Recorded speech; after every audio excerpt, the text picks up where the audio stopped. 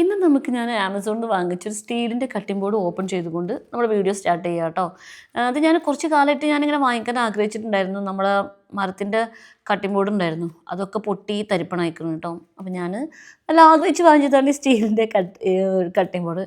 പക്ഷേ ഞാനിതൊരാൾക്ക് കാണിച്ചു കൊടുത്തപ്പോഴേ അയാൾ കണ്ടപ്പം തന്നെ പറഞ്ഞത് എന്തെന്ന് വെച്ചാൽ, ഞാനിത് വാങ്ങിക്കാൻ ഉദ്ദേശിച്ചിട്ടുണ്ട്, പക്ഷേ ഇങ്ങനത്തല്ല, ഇതിലും വലുത് എന്നിട്ടോ. ഇതൊക്കെ ഉണ്ടാവും അങ്ങനത്തെ ആരെങ്കിലും ആൾക്കാരൊക്കെ അങ്ങനത്തെ പരിചയം ഉണ്ടോ? അതായത് നമ്മൾ നല്ല ഇഷ്ടത്തോടെ വാങ്ങിച്ചൊരു ഡ്രസ്സായിരിക്കും, അല്ലെങ്കിൽ വേറെ എന്തെങ്കിലും സാധനമായിരിക്കും കേട്ടോ. ഇപ്പോൾ ഡ്രസ്സിൻ്റെ കാര്യമൊക്കെ പറയുകയാണെന്നുണ്ടെങ്കിൽ, നമ്മളിപ്പോൾ ഒരു ചുവപ്പ് കളർ ചുരിദാർ നമ്മൾ ഭയങ്കര ആഗ്രഹിച്ചിട്ട് ഇങ്ങനെ ഇട്ടിട്ട് ഇങ്ങനെ അവർക്കൊക്കെ കാണിച്ചു കൊടുത്തിട്ടുണ്ടെങ്കിൽ പറയും, ചുരിദാർ നല്ല ഭംഗിയുണ്ട്, പക്ഷെ അത് റോസ് കളറാണെങ്കിൽ കുറച്ചുകൂടി ഭംഗി ഉണ്ടായിരുന്നു എന്ന് പറയുമ്പോൾ നമ്മൾ അതുവരെ നമ്മൾ ഭയങ്കര കോൺഫിഡൻസോട് കൂടി ഇട്ടിരുന്ന ചുവപ്പ് ചുരിദാറിന് എന്തോ കുഴപ്പമില്ലേ എന്നുള്ളത് നമുക്ക് അപ്പോൾ തോന്നും അല്ലേ? അങ്ങനത്തെ ചില ആൾക്കാരുണ്ടെന്നുണ്ടെങ്കിൽ തീർച്ചയായിട്ടും നിങ്ങൾ കമൻറ്റ് ചെയ്യുന്നുണ്ട് കേട്ടോ. ഇനി ഇങ്ങനെ പറയുന്ന കൂട്ടുകാരുണ്ടെന്നുണ്ടെങ്കിൽ അവർക്ക് വേണ്ടിയിട്ട് ഞാൻ ചെറിയൊരു ഉപദേശം തരാം കേട്ടോ. നമ്മളൊരാളെ കയ്യിൽ ഒരു ഇഷ്ടത്തോടെ അവരൊരു സാധനം കാണിച്ചു തരുമ്പോൾ നമുക്കത് ഇഷ്ടപ്പെട്ടിട്ടുണ്ടെങ്കിൽ നല്ല ഭംഗിയുണ്ടല്ലോ എന്ന് പറയാം. നമുക്കതിൻ്റെ ചുവപ്പ് കളർ ചുരിദാറാണ് ഇഷ്ടം, അല്ലെങ്കിൽ ഇതിനെക്കാട്ടിക്കും വലിയ കട്ടിംഗ് ബോർഡാണ് ഇഷ്ടം എന്നുണ്ടെന്നുണ്ടെങ്കിൽ നമ്മൾ പോയിട്ട് രഹസ്യമായിട്ട് വാങ്ങിക്കുക, അല്ലെങ്കിൽ നമ്മൾ അവിടെ അത് എക്സ്പ്രസ് ചെയ്യേണ്ട ഒരു ആവശ്യമില്ലല്ലോ അല്ലേ? അങ്ങനെയൊക്കെ ഈ കട്ടിംഗ് ബോർഡ് വാങ്ങിക്കാൻ ആവശ്യമുള്ളവർക്ക് ഞാൻ വീഡിയോൻ്റെ സൈഡിൽ ഇത് ടാഗ് ചെയ്ത് വെച്ചിട്ടുണ്ടാവും. അപ്പോൾ അത് നോക്കിയിട്ട് നിങ്ങൾ വാങ്ങിച്ചാൽ മതി, ഇഷ്ടപ്പെട്ടവർക്ക് കേട്ടോ. നമ്മളിന്ന് ബ്രേക്ക്ഫാസ്റ്റ് ഉണ്ടാക്കണതേ, നമ്മളിന്ന് പുട്ടാണ് ഉണ്ടാക്കാൻ ഉദ്ദേശിക്കുന്നത്. അപ്പോൾ പുട്ടിന് കുറച്ച് ഭംഗി കൂട്ടാൻ വേണ്ടിയിട്ടല്ല, തേങ്ങയും പഴവും നെയ്യിലിട്ടിട്ട് വാട്ടിയിട്ട് അതാണ് നമ്മൾ പുട്ടിൻ്റെ കൂടെ ചേർക്കുന്നത് കേട്ടോ. നമ്മുടെ സായിക്കുട്ടി സ്വന്തമായിട്ട് ഡ്രസ്സൊക്കെ അയൺ ചെയ്തുകൊണ്ടിരിക്കുകയാണ്. എന്താണ് ഇങ്ങനെ ഒരതി എന്തേലും പറയടാ? ഒന്നും പറയൂലേ? എന്തേലും പറയൂ ചങ്ങായേ. അങ്ങനെ നമ്മൾ പഴമൊക്കെ വാടി കിട്ടിയിട്ടുണ്ട് കേട്ടോ. നമുക്ക് ഇനി പഴം പുട്ടുണ്ടാക്കാം. നമ്മൾ പുട്ടിൻ്റെ കൂടെ കുറേ മസാലകളും കാര്യങ്ങളൊക്കെ ചേർത്തിട്ട് പലതരം പുട്ടുകൾ ഉണ്ടാക്കുമല്ലോ. പക്ഷേ എനിക്കിങ്ങനെ നെയ്യിൽ വറുത്തിട്ട് ഇല്ല ഈ പഴവും തേങ്ങയിട്ട പുട്ട് ഭയങ്കര ഇഷ്ടമാണ് കേട്ടോ. എനിക്ക് കുറച്ച് മധുരം ഇഷ്ടമുള്ള ആളായ കാരണം കൊണ്ട് എനിക്കിങ്ങനെ മസാല ഒക്കെ ചേർത്തുണ്ടാക്കുന്ന പുട്ടിനെക്കാട്ടിയൊക്കെ ഇഷ്ടം ഇങ്ങനത്തെ പുട്ടാണ് കേട്ടോ. നമ്മൾ ഈ പുട്ടിന് ഒരു നെയ്യിൻ്റെ ഒരു ഫ്ലേവറും കൂടി ഉണ്ടാവും. ഇതായിരുന്നു കേട്ടോ നമ്മൾ ആദ്യത്തെ കട്ടിംഗ് ബോർഡ്. ഇതിങ്ങനെ ഈ ഒട്ടിച്ച് വെച്ച പശ പോയിക്കാണ് ഇവിടെ നമ്മൾ നിൽക്ക്. അതായത് ഇത്രയും വലുപ്പമുള്ള കട്ടിംഗ് ബോർഡായിരുന്നു, ഇതിൻ്റെ പശ ഒട്ടിപ്പോയതാണ്. നമുക്ക് ഈ ഒരു ഭാഗം എടുത്തു വെക്കാം. നമുക്കൊരു ഇറച്ചിയൊക്കെ പൊരിക്കാറുണ്ടെന്നുണ്ടെങ്കിൽ ഇതായിരിക്കും നല്ലത്. അപ്പോൾ ഇതിൻ്റെ ഈ ഒരു ഭാഗം എടുത്ത് വെക്കാം. ബാക്കി ഈ 2 കട്ടിംഗ് ബോർഡ് കൊണ്ടുപോയി കളയാം. ഈ കട്ടിംഗ് ബോർഡൊക്കെ ആകെ പരായിക്കണം ഉണ്ടോ. അപ്പോൾ ഈ കട്ടിംഗ് ബോർഡ് നമുക്ക് കൊണ്ടുപോയിട്ട് കളയാം.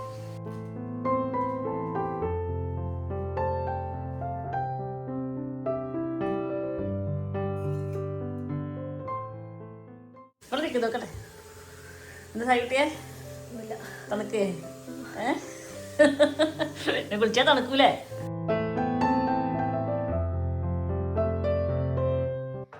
ഇന്നോട് പോയ ശേഷമേ എന്നെ ഹെൽപ്പ് ചെയ്യാൻ ഇനി ആരുണ്ടാവാന്നൊരു ടെൻഷൻ എനിക്കുണ്ടായിരുന്നു കേട്ടോ.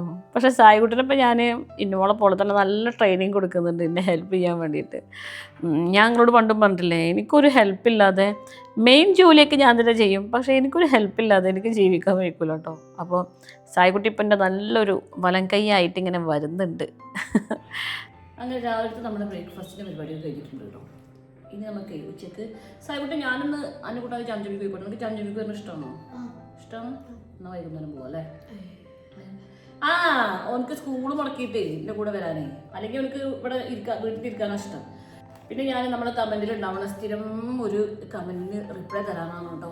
എന്താ ഞാൻ പറയാൻ എനിക്കറിയാൻ പാടില്ല. ഇപ്പോൾ ഈ സായിക്കുട്ടി ഇപ്പോഴും വിഷമത്തിലാണെന്ന് വിചാരിക്കണം ഒരുപാട് കൂട്ടുകാരുണ്ട്. അത് അവർ മനഃപൂർവ്വം വിചാരിച്ച് വെക്കുന്നതാണോ, അതോ ഒരു സ്ത്രീക്ക് ഒരു പെണ്ണിന് ഒറ്റയ്ക്കൊരു കുട്ടിനെ നോക്കാൻ വയ്ക്കൂല, അപ്പോൾ ആ കുട്ടി അതിൻ്റെ ഉപ്പാനെ മിസ് ചെയ്തിട്ട് അതിന് ഭയങ്കര വിഷമമായിരിക്കും എന്നൊക്കെ ആരെങ്കിലും സങ്കല്പിച്ച് വെക്കണതാണോ, അതോ നമ്മളെ മനഃപൂർവ്വം വിഷമിപ്പിക്കാൻ വേണ്ടിയിട്ടുള്ള കമൻ്റാണോ എന്നുള്ളത് അറിയുന്നില്ല.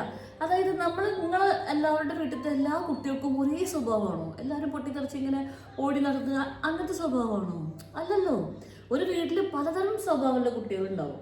അതിൽ ഈ ഒരു സ്വഭാവം എന്താണെന്ന് വെച്ചാൽ ഇച്ചിരി മൂടിയിട്ട് ഇരിക്കുന്ന അങ്ങനത്തെ ഒരു സ്വഭാവമാണ്. അവരെങ്ങനെ +1 +2 ഒക്കെ എത്തിയിട്ടുണ്ടെങ്കിൽ ഭയങ്കര ഉഷാറാവും. സായിക്കുട്ടിയെ ഉഷാറാവൂലേ?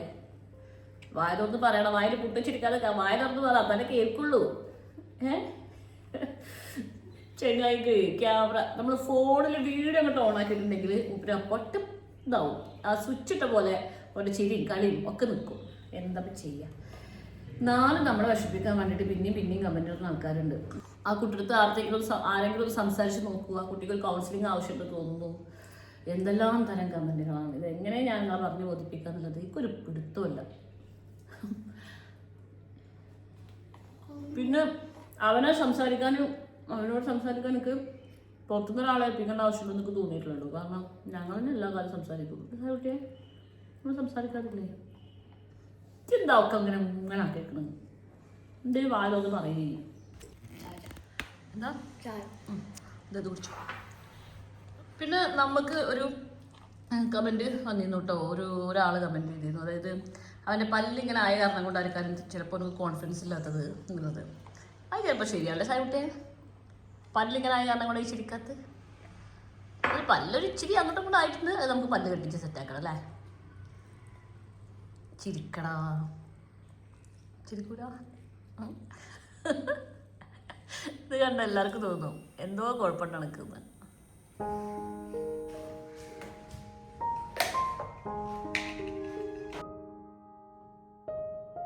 ഇന്നലെ ഞങ്ങൾ ഓൺലൈനായിട്ട് ഓർഡർ ചെയ്ത ഐസ്ക്രീം ഇന്നലെ എനിക്ക് വേണ്ട പറഞ്ഞു വെച്ചാലടാ.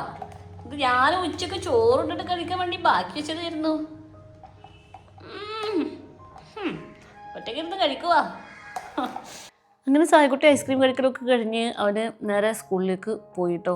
അവിടെ അപ്പുറത്തെ റൂമിൽ അവളെ ഇങ്ങനെ അങ്ങാടിപ്പുറം റെയിൽവേ സ്റ്റേഷൻ്റെ അവിടേക്ക് പോവുണ്ടായിരുന്നു. അപ്പോൾ ഓനെയും കൂട്ടിയിട്ട് ഓട്ടോയിൽ പോയി. കാരണം അങ്ങാടിപ്പുറത്തിൻ്റെ റെയിൽവേ സ്റ്റേഷൻ്റെ അവിടെയാണല്ലോ സായിക്കുട്ടിയുടെ സ്കൂള്. അങ്ങനെ സായിക്കുട്ടി ഇന്ന് ഓട്ടോയിലാണ് പോയത് കേട്ടോ. ഞാനിന്ന് കുറച്ച് കച്ചറിയും കാര്യങ്ങളൊക്കെ ഉണ്ടായിരുന്നു. അതൊക്കെ ഒഴിവാക്കി സെറ്റാക്കി വെച്ചിട്ടുണ്ട്. നമ്മളിത് 2-3 ദിവസം മുമ്പ് എടുത്ത വീഡിയോ ആണ് കേട്ടോ. ഞാൻ ശനി ഞായർ തിങ്കൾ പട്ടാമ്പിയിലായിരുന്നു.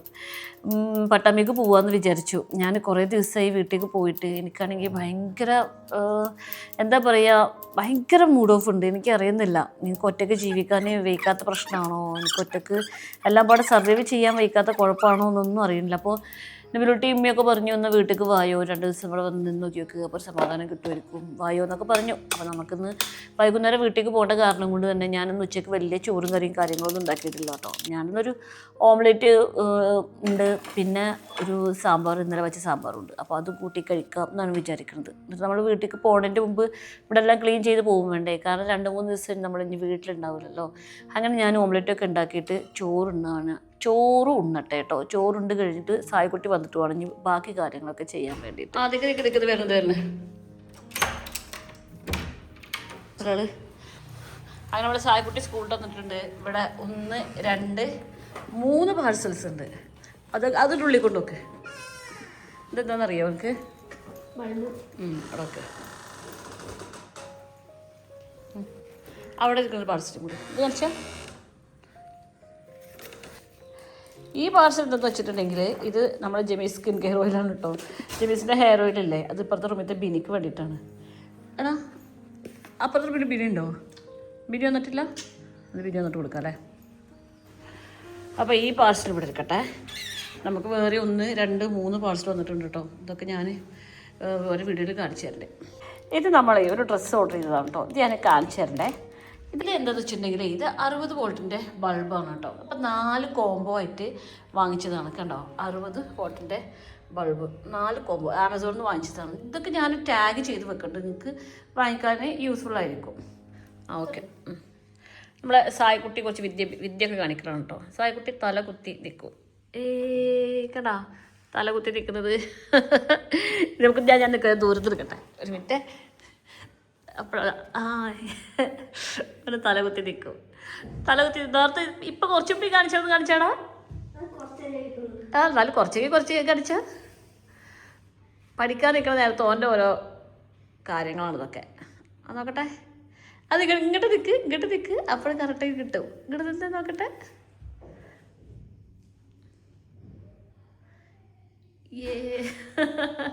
ഇതൊക്കെ ഒന്ന് വളർത്തി വലുതാക്കിയാൽ മതി ഈ കഴിവുകളൊക്കെ. എടുക്കാൻ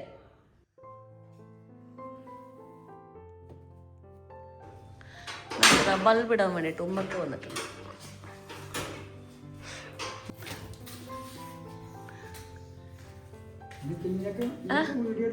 നിങ്ങളൊക്കെ വീഡിയോ എടുത്ത് ഫേമസ് ആവട്ടെ.